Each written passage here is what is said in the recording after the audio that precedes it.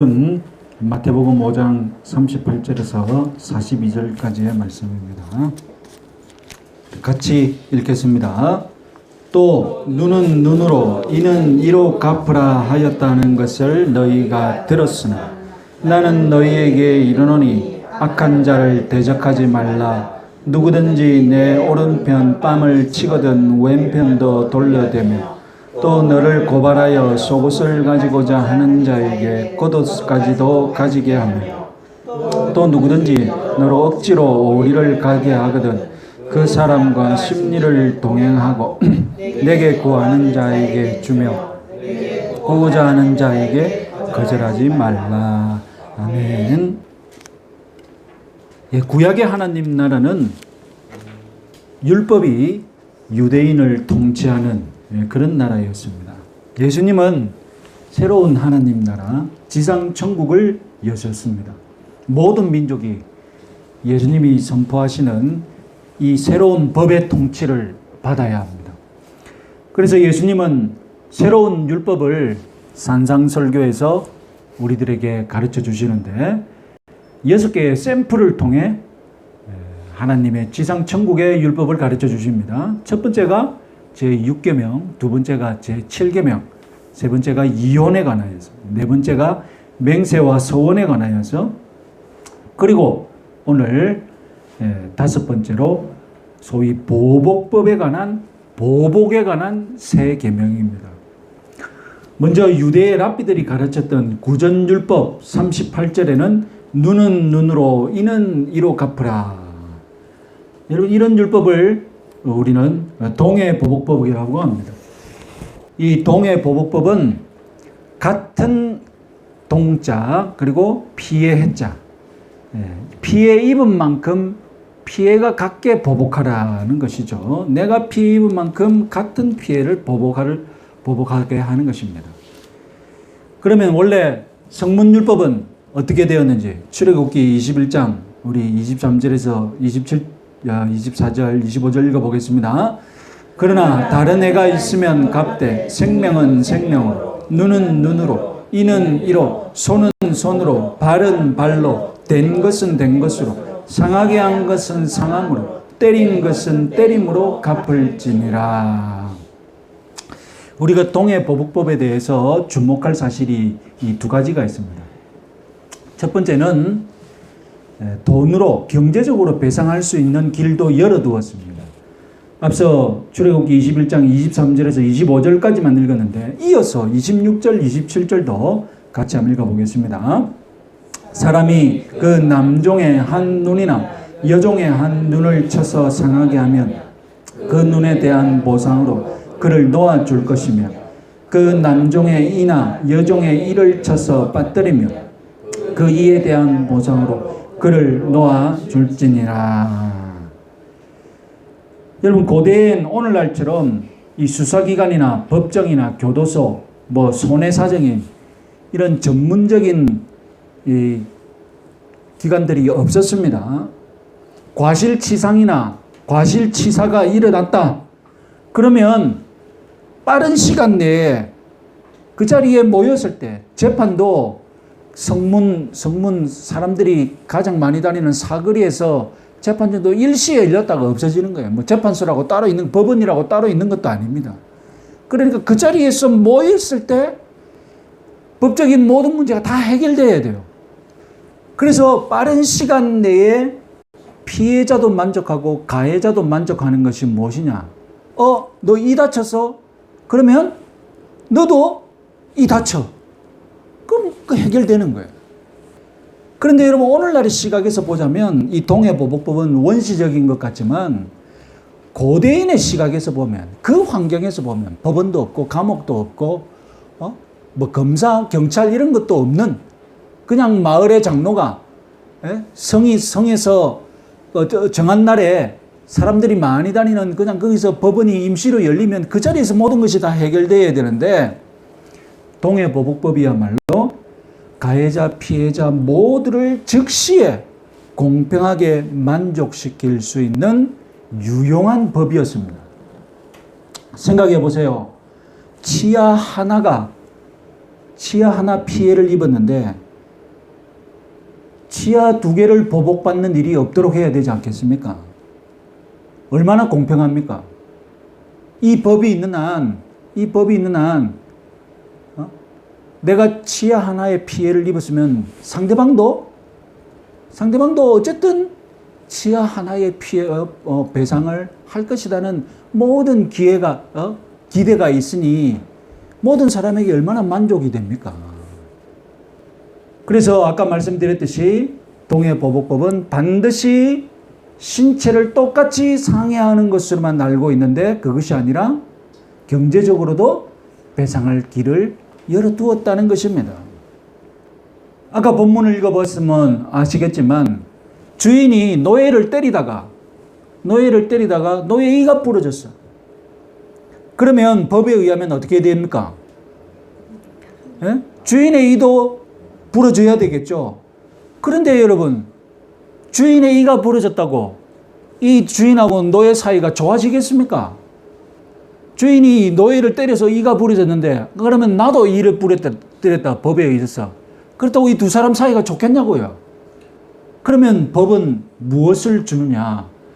네가 이가 부러졌는데 주인이 손해를 봐야죠. 주인도 어쨌든 피해를 입어야 될 거 아닙니까? 그러면 어떻게 하느냐? 어떻게 가장 좋겠습니까?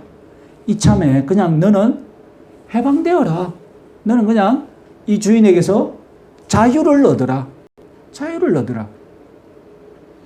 주인은 주인대로 노예를 풀어줘야 하는 손해를 입었고, 그죠? 노예는, 이가 부러진 노예는 자유라는 보상을 얻었고. 그러니까 여러분, 이게 무엇입니까? 피해자 중심주의죠. 피해자 중심으로 생각한다는 겁니다. 그렇잖아요. 내가 이가 부러졌는데 내 이 때문에 주인의 이까지 부러뜨렸다. 그러면 그 노예가 앞으로 사는 날 주인 밑에서 마음 편안하게 살겠습니까? 마음 편하게 못 살거든요. 그러니까 피해자 중심에서 너는 그냥 이참에 자유를 얻어서 주인을 떠나버리라. 얼마나 피해자한테 좋습니까? 이게 말 피해자 중심주의죠.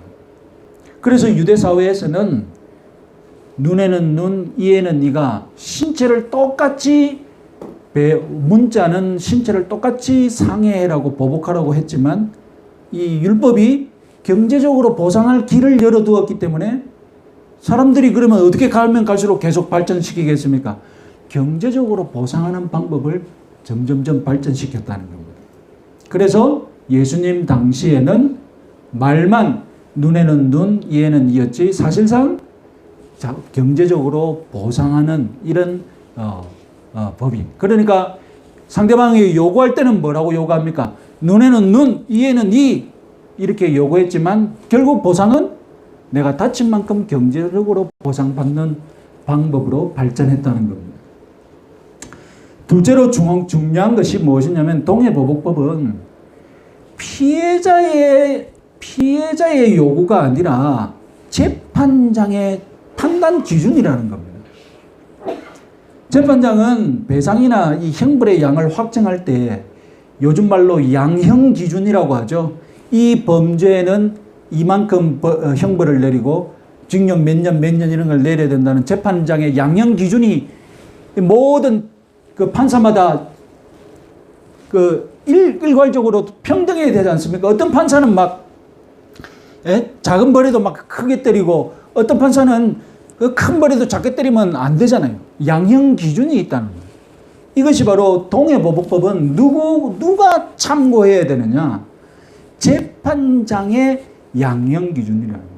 재판장이 누구 중심으로 판단해야 됩니까?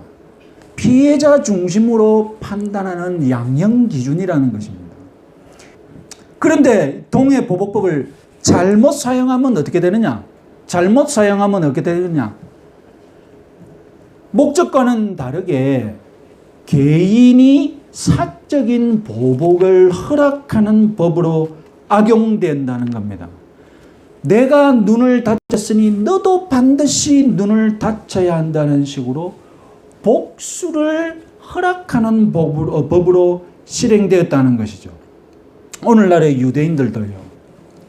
팔레스타인군이 이스라엘 사람들을 한두 명 테러로 죽이면, 그러면 눈에는 눈, 이에는 이 이렇게 합니다. 그래놓고 팔레스타인이 이스라엘 사람만큼 딱 죽인 만큼 죽이겠습니까?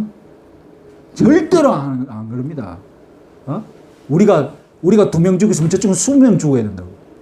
그래놓고 눈에는 눈, 이에는 이라고. 눈에는 눈, 이에는 이가 이렇게 잘못 쓰이고 있는 거예요. 그러니까 여러분, 사람들이 동해 보복법에서 어떤 단어를 주목합니까? 동해를 주목하지 않고, 동해를 주목하지 않고 보복을 주목하는 거예요. 동해를 주목해야 되는데, 내가 피해 입은 만큼 내가 배상을 받는다.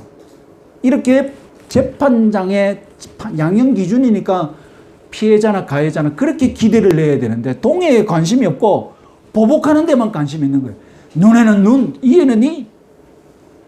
그래 놓고 자기가 피해 입은 것보다 배나 10배나 갚으려고 하는 거예요. 그래서 눈에는 눈, 이것이 잔인한 보복의 법으로 잘못 알려지게 된 이유인 것입니다. 예수님 당시에도 이 동해 보복법이 관심이 많았습니다. 예수님이 왜 이 보복에 대해서 언급했을까요? 예수님 당시에 유대인들은 로마의 지배를 받고 있었습니다. 당연히 고통이 있겠죠.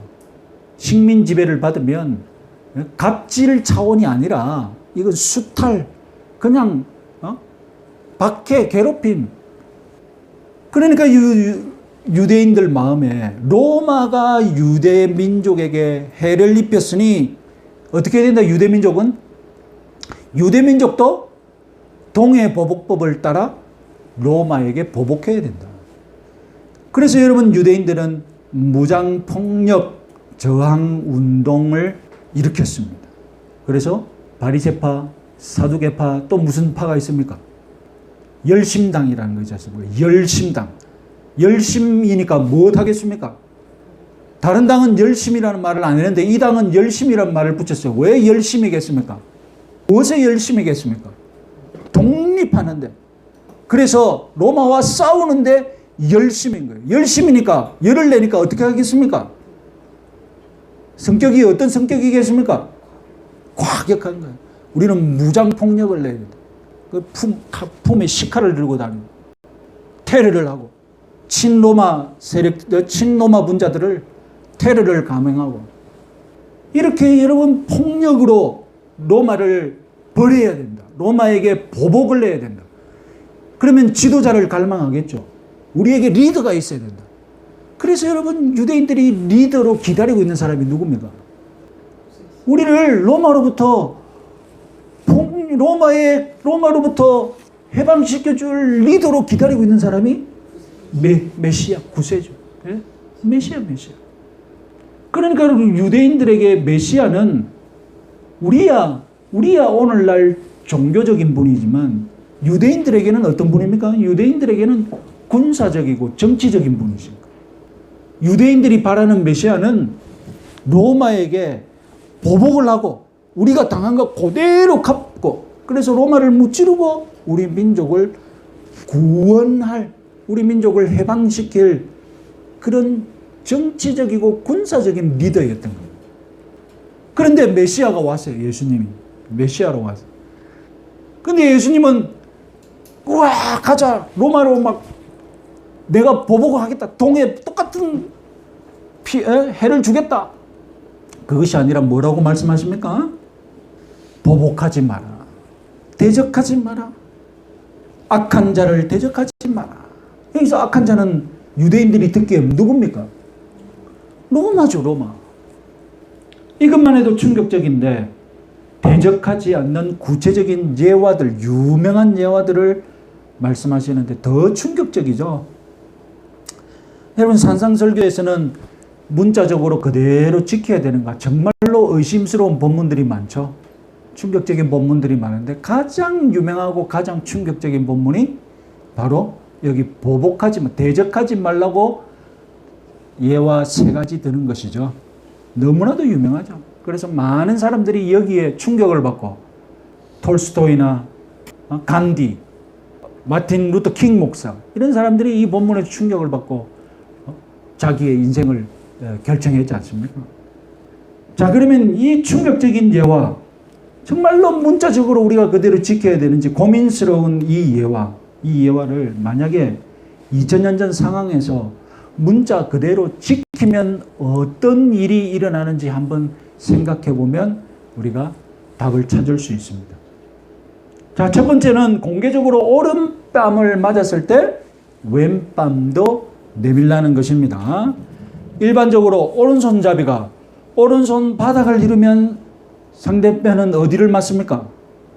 왼쪽을 맞죠. 왼뺨을 맞죠. 그러면 오른손잡이가 상대편의 오른뺨을 때리려면 어디를 어떻게 때려야 됩니까?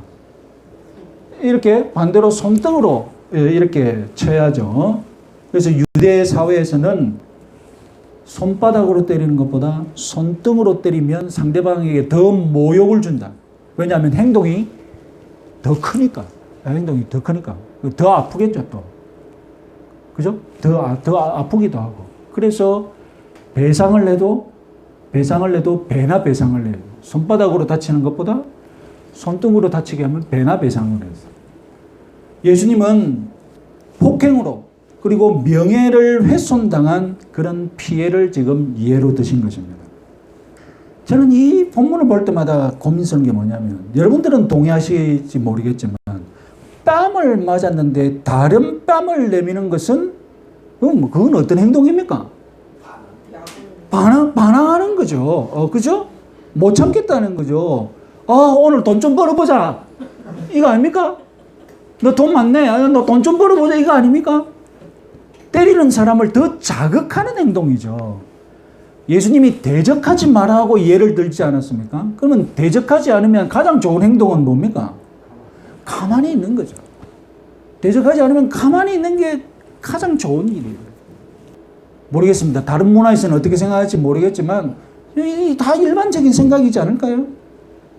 흥미로운 점은 예수님이 나중에 재판 중에 유대인들과 로마인들에게 뺨을 맞습니다. 그런데 성경은 예수님이 다른 뺨 내밀었다고 전혀 기록하지 않습니다. 만약에 예수님이 자기가 한 말이 있으니까 지켜야 되지 않겠습니까? 그래서 유대인이나 로마인이 다 뺨을 때리는데, 그러면 예수님이 자기가 오른뺨 맞았다고 왼뺨을 내밀었다면 성경이 그걸 주목하고 기록해 두지 않았을까? 기록하지 않았다는 것은, 그런 기록이 없다는 것은, 그런 전성이 내려오지 않았다는 것은 예수님이 뺨 맞았다고 다른 뺨 내미는 일이 없었다는 뜻입니다. 자, 두 번째 예는 채권 때문에 재판장에서 일어난 일입니다. 고대엔 옷이 굉장히 귀했습니다. 오늘날이야 옷 안 입는 옷 재놓고 살지만 2000년 전에는 옷 한 벌 가지고 수십 년 동안 정말로 여러분 날가 없어질 때까지 입었습니다. 그런 일이 100년 전에도 우리나라에 마찬가지였습니다. 2000년 전에는 더 했겠죠. 그래서 채권자가 속옷을 달라고 했던 것입니다. 그럴 때 겉옷까지 내어주라는 것입니다. 지금 경제적인 피해를 입는 경우죠. 여러분, 속옷과 겉옷 중에 뭐가 더 비싸겠습니까? 당연히 겉옷이 더 비싸죠. 그러면 왜 채권자는 겉옷을 압류하지 않았을까요? 더 비싼 겉옷이 있는데 왜 싼 속옷을 가져가달라 했을까요? 겉옷은 망토 같은 옷인데, 외투 같은 옷인데, 고대 사람들은 밖에서 자는 경우가 많지 않습니까? 여행이나 이런 데 가고 이렇게 하면. 그럼 뭘 듣고 자겠습니까? 겉옷을 듣고, 겉옷이 이불인 거예요. 그래서 율법은 이 겉옷을 빼앗는 사람들에게 뭐라고 말하느냐? 해가 지기 전에 돌려주라고 합니다. 왜 돌려줘야 되겠습니까? 이불인데 빼앗아가면 안 되잖아요. 그래서 겉옷은 압류를 해도 하루 종일 그날 저녁에 다 돌려줘야 돼요. 그래서 이런 이유 때문에 채권자는 비싼 겉옷을 압류하지 못하고 상대적으로 싼 속옷을 압류했던 겁니다. 그런데 겉옷 가져가라, 이것이 상대방이 받아들일 때는 이게 뭡니까?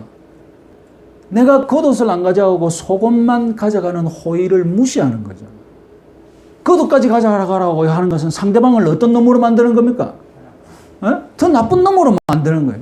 그래서 진짜 겉옷 가져가면 어떻게 됩니까? 진짜 나쁜 놈이 되는 거예요. 채권 때문에 속옷을 압류하는 건 흔히 있는 일인데 내가 잘못했으니까. 그런데 겉옷까지 가져가는 거는 진짜 악덕 채권자가 되는 거예요. 그리고 이 명령이 진짜로 실천되기 어려운 이유는, 진짜로 이 일이 실천되기 어려운 대부분 겉옷 한 벌, 속옷 한 벌이 있는 사람이라면 속옷과 겉옷을 다 주면 나는 어떻게 살라는 겁니까? 나는 알몸으로 살라는 겁니까? 뭡니까? 오늘날 속옷 여러 벌이 있어서 여러분 뭐 한 개 있으나 없으나 뭐 상관없겠지만 옛날에는 속옷 한 벌, 겉옷 한 벌로 사는 사람 많았거든요. 세 번째에는 징용의 예입니다. 식민지배입니다. 식민지배는 반드시 뭐가 있습니까? 노동력 수탈이 있죠. 그래서 어떻게 합니까? 잡아가지고 일시킵니다. 우리 제국을 위해 일해. 그래서 우리도 징용 가가지고, 징용으로 잡혀가가지고 막 고생하신 분들 많잖아요. 로마군도 이스라엘 사람들에게 노동을 시킬 권리가, 징용의 권리가 있었습니다. 우리말 성경은 오리, 즉 20kg라고 번역을 했는데 고대 로마법에 의하면 약 1.6kg까지 징용을 시킬 수 있었습니다. 그래서 여러분 마태복음 27장을 보면 성경에서 징용시키는 예가 나오죠. 언제 나옵니까? 예수님이 십자가를 질 수 없게 되니까 어떻게 합니까? 로마 군인들이 끝까지 예수님 보고 십자가 지라고 합니까? 네? 어떻게 합니까? 옆에 구경하고 있던 구레네 시몬을 잡아다가 네가 어떻게 하라고요? 십자가 지라. 그럼 왜 구레네 시몬은 멋지게 소하고 왜 못 갑니까? 왜 구레네 시몬은 순순히 십자가를 짓겠습니까? 로마 군인은 식민 지배를 당하는 사람들에게 1.6kg까지 일을 시킬 수 있는 징용의 권리가 있었기 때문에 순종 안 하면 어떻게 됩니까? 그 자리에서 구레네 시몬은 군인들한테 잡혀가는 거예요. 그래서 세 번째에는 노동력을 착취당하는 경우입니다. 왜 로마 군인이 1.6kg까지만 징용시키겠습니까? 왜 20kg, 오리 20kg까지 안 시킵니까? 그까지 시키면 진짜로 욕 들어먹거든. 불만이 있거든. 1.6kg까지만 딱 시키면 그대로 막 약간 불만은 있지만 참을만 하다는 겁니다. 그런데 1.6kg가 아니라 너 3kg까지 가, 5kg까지 가, 이렇게 명령을 하면 그건 어떻게 되는 겁니까? 군인이 법을 어기는 거예요. 1.6kg까지 시키는 것은 로마 군인의 권리고, 그리고 로마의 통치를 받는 식민 지배를 당하는 국민들의 의무지만 배를 시키겠다. 3kg까지 가라. 심리를 가라. 이렇게 말하는 것은 로마 군인이 법을 어기는 것이고, 국민은 순종할 의무가 없는 거예요. 그러니까 여러분 지금까지 왼뺨을 떼는 것, 그리고 겉옷까지, 그리고 심리까지 이 말씀은 문자적으로 지키는 것이 사실상 불가능한 말씀입니다.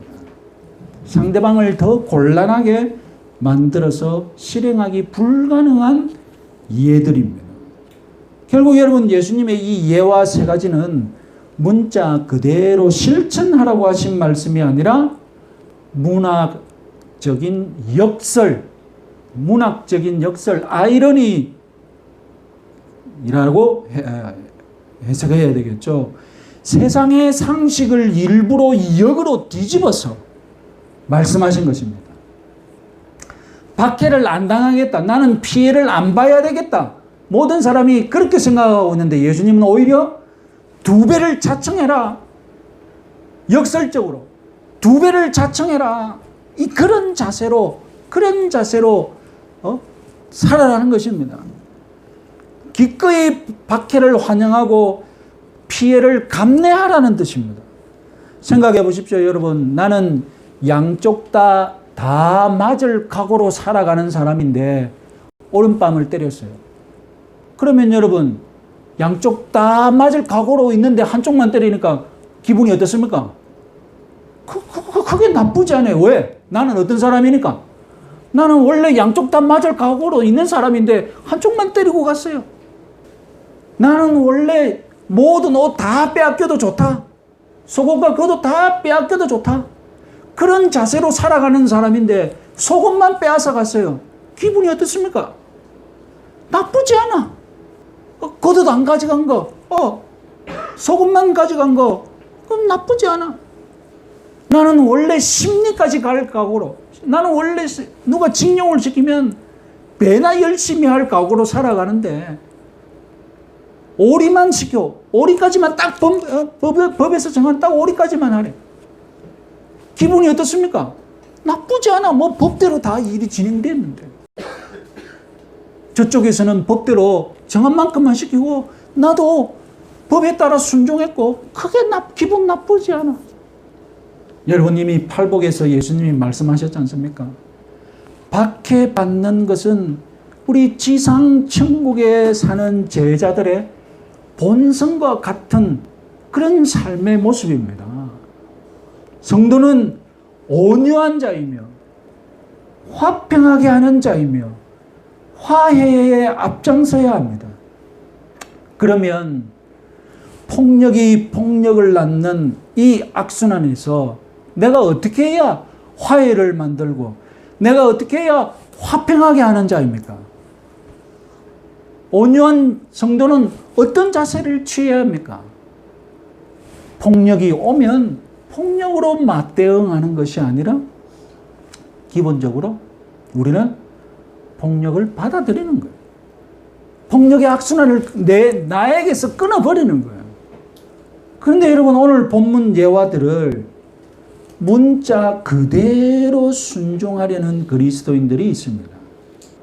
그래서 일체의 저항이나 일체의 적대감을 거부하는 소위 평화주의자들, 개인이 공격을 당하는 것은 물론이고 국가가 침략을 당해도 대적하면 안 되고 국가가 개인들에게 무력을 행사해서도 안 된다라고 생각합니다. 그래서 이들 평화주의자들은 국가의 군대, 경찰, 형벌제도 일체를 반대합니다. 여호와의 증인들이 왜 과거에 감옥살이에 했습니까?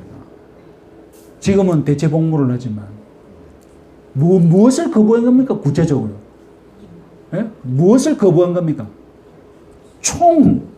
집총 거부, 총을 잡는 걸 안 하겠다는 거거든. 총만 안 잡으면 다른 일 하겠다는 거예요. 군대에서 총만 안 잡으면 다른 일 하겠다는 거예요. 그동안 총 안 잡는 게 군인이냐 우리가 허용하지 않았죠. 지금은 어떻습니까? 지금은 그래 총 안 잡고 다른 일을 해라. 지금 대체 복무를 한 겁니다. 왜 총을 못 잡는다는 겁니까? 총은 상대방을 대적하여서 죽이는 무기이기 때문에 안 잡겠다는 거예요. 예수님의 말씀을 그렇게 지키겠다는 겁니다. 다른 뺨을 내라. 이 정신이 무엇이냐? 이 정신이 무엇이냐? 총을 쏘지 말라는 겁니다. 총을 내가 상대방에게 총으로 안 죽이겠다는 그거를 나아간 거예요. 여러분 이것은 국가의 공권력이라는 이 행사를 자체를 잘못 이해하고 있는 겁니다. 로마서 13장 1절에서 4절 말씀 우리 같이 한번 읽어보겠습니다. 각 사람은 위에 있는 로마서 13장 1절에서 4절 예. 각 사람은 위에 있는 권세들에게 복종하라. 권세는 하나님으로부터 나지 않음이 없나니 모든 권세는 다 하나님께서 정하신 바라. 그러므로 권세를 거스르는 자는 하나님의 명을 거스름이니 다스리는 자들은 공연히 칼을 가지지 아니하였으니 곧 하나님의 사역자가 되어 악을 행하는 자에게 진노하심을 따라 보응하는 자니라. 자, 여러분 성경은 뭐라고 하느냐? 국가의 권력자들을 하나님이 칼을 주셔서 하나님의 사역자로 삼으셨다고 말씀합니다. 여기서 칼은 무엇을 뜻합니까? 여기서 칼은 무엇을 뜻합니까? 공권력, 국가가 행사하는 무력을 상징하죠. 그래서 국가는 죄인들에게 어떻게 할 수 있다고요? 칼을 휘두를 수 있다는 겁니다. 무력을 동반하는 이 공권력을 가지고 악을 행하는 자들을 심판하는 것, 이것이 어디서 나왔다고요? 어디서 나왔다고요? 하나님에게서 나왔다는 거예요. 그래서 정당한 공권력을 사용하는 국가는 하나님의 사역자라고 성경은 얘기합니다. 국가의 합법적인 무력, 국가의 합법적인 공권력 행사, 여러분 하나님 뜻인 줄 분명히 믿으시기 바랍니다. 그러면 여러분, 국가의 무력기관들이 공평하게 처벌하는 원칙으로 삼고 있는 것이 무엇이겠습니까? 오늘날 민법, 형법 이런 것들이 우리를 지금 다스리고 있는데, 이 민법과 형법의 가장 뿌리를 거슬러 올라가면 뭡니까? 그 보통의 보복법이에요. 당신 피해를 얼마나 입었어? 이 피해에 따라서 당신은 이 벌을 받으시오. 가장 모태가 되는 법이 동해보복법이에요. 옛날에는 이에는 이, 눈에는 눈이라고 했지만 지금은 이에는 몇백만 원, 눈에는 몇백만 원 이런 식으로 바뀐 거죠. 여러분, 만약에 이 타락한 세상에서 동해보복법을 근거한 이 민법, 형법, 우리는 다 필요하다고 인정합니다. 믿는 사람이건 안 믿는 사람이건 이 사회가 법치사회라고 떠들어대도 유전무죄, 무전유죄라는 말이 기성사실화되고 있는 그런 사회인데, 만약에 국가가 법으로 공권력을 행사하지 않는 사회라면 여러분, 이 사회가 어떻게 되겠습니까? 네? 국가가 민법과 형법을 통해 우리를 이 무력으로 행사하지 않는 사회라면 여러분, 이 사회가 어떻게 되겠습니까? 이 사회는 동물의 나라가 되는 거예요. 약육강식의 동물의 나라가 되는 거예요. 이 타락한 세상은 사람이 죽는 사건이 일어나면 내가 용서하건 말건, 내가 고소하건 말건 국가가 무력으로 개입해서 처벌할 일이 있으면 처벌합니다. 왜 그렇게 합니까? 그래야 동물의 나라가 안 되거든요. 그래야 사람 사는 세상이 되거든요. 예수님이 가르치신 것은 이 국가의 무력 행사를 거부하라는 뜻이 아닙니다. 예수님이 말씀하신 것은 국가의 무력 행사에 반대하라는 뜻이 아닙니다. 세상은 동해보복법으로 통치되지만 예수님이 말씀하신 것은 그것이 세상이 돌아가는 이치지만 성도는 어떻게 해야 된다는 것입니까? 성도는 동해보복법을 초월할 줄 알아야 한다는 것입니다. 예수님이 가져오신 지상천국은 동해보복법으로 운영되는 나라가 아니라 예수님이 가져오신 하나님 나라는 사랑과 은혜의 법으로 통치되는 나라이기 때문입니다. 여러분, 표를 보십시오.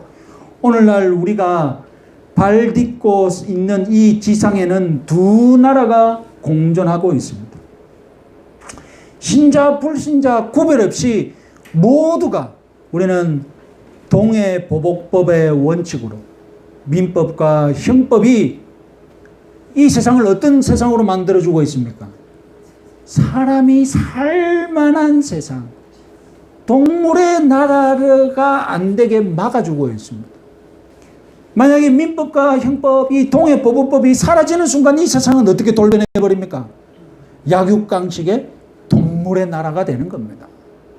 그런데 여러분, 예수님이 이 타락한 세상에 하나님 나라 지상 천국을 가져오셨습니다. 형법과 민법을 초월하여서 사랑과 은혜의 법으로 통치되는 나라입니다.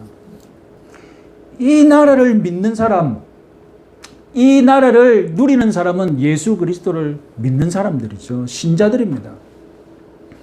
그래서 이 영적인 성도들은 동해보복법에 매여서 이 땅에 살고 있지만 우리에게 1순위 법은 무엇입니까?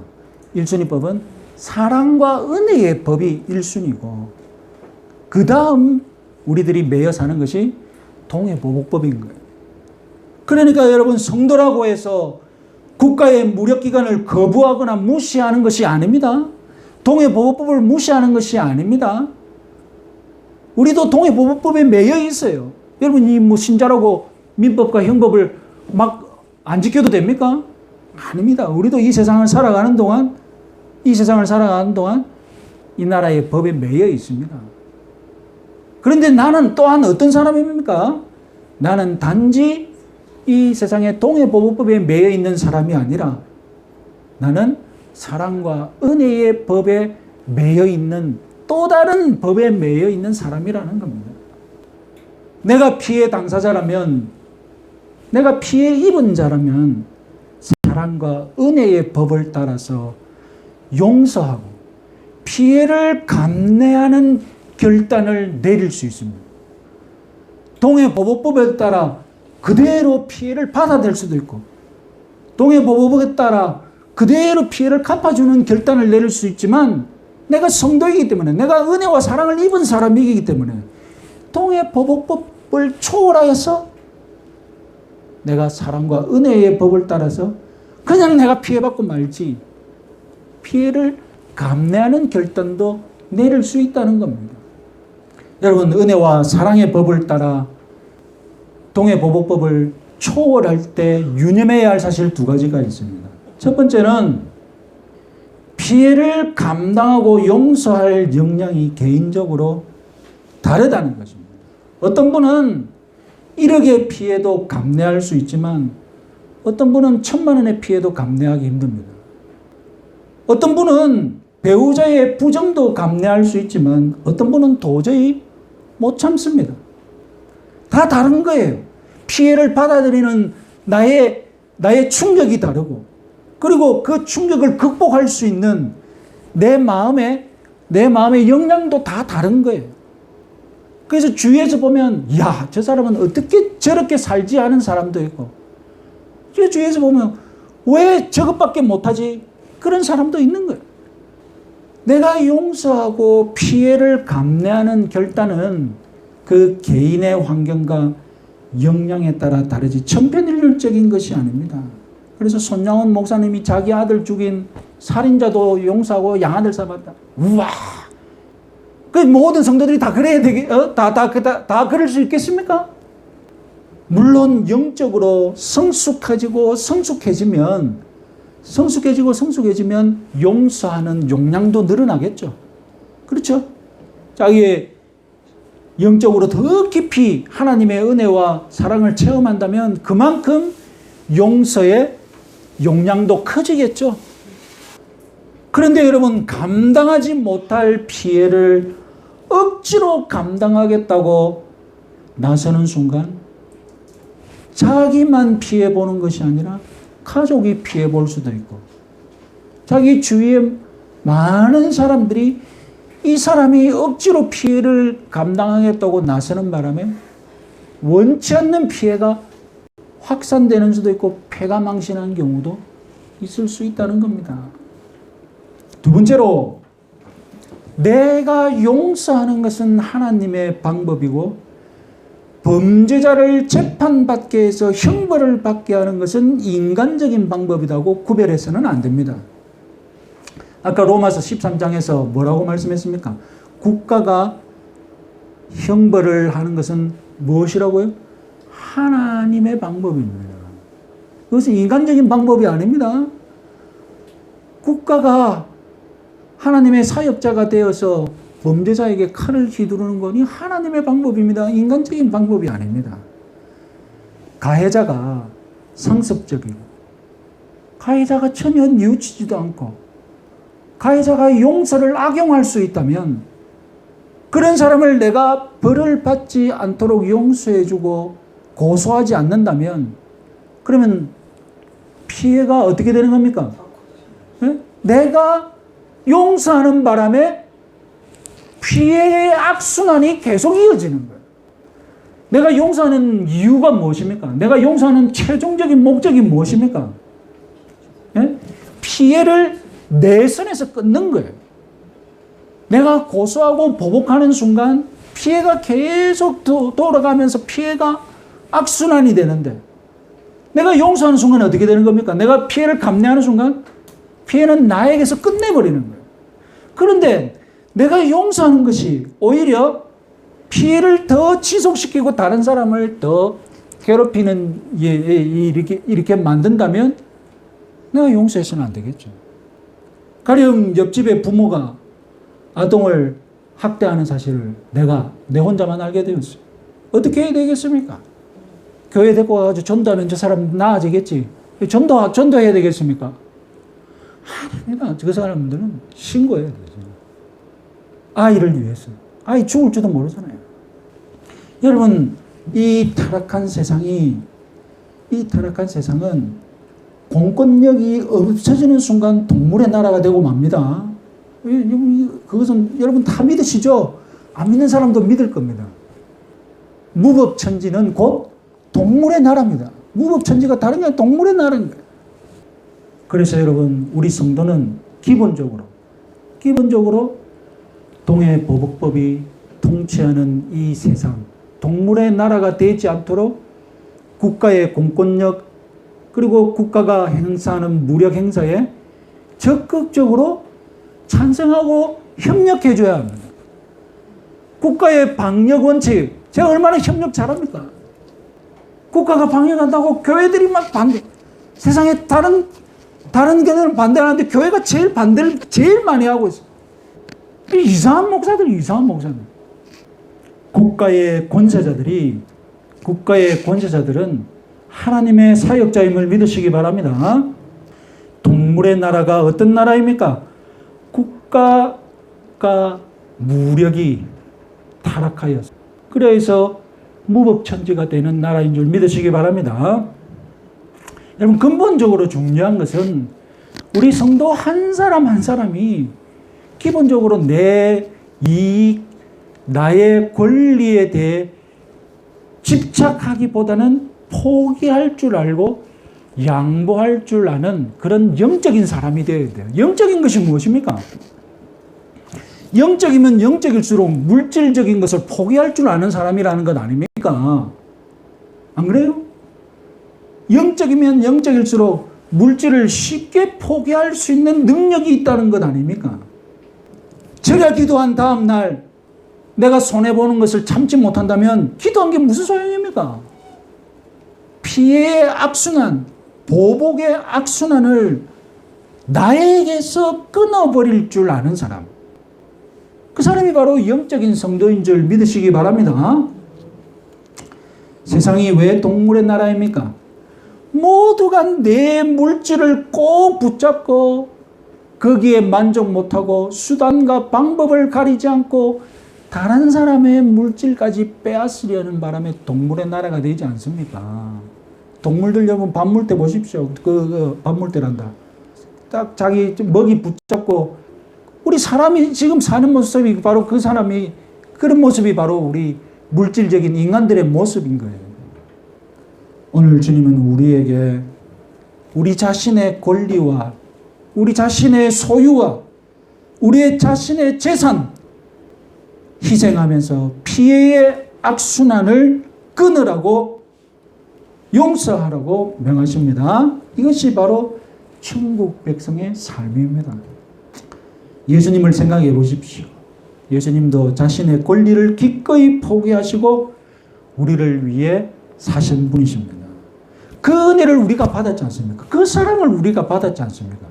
이제는 그 은혜와 사랑을 내가 사회 속에서 실천하고 흘려보내야죠.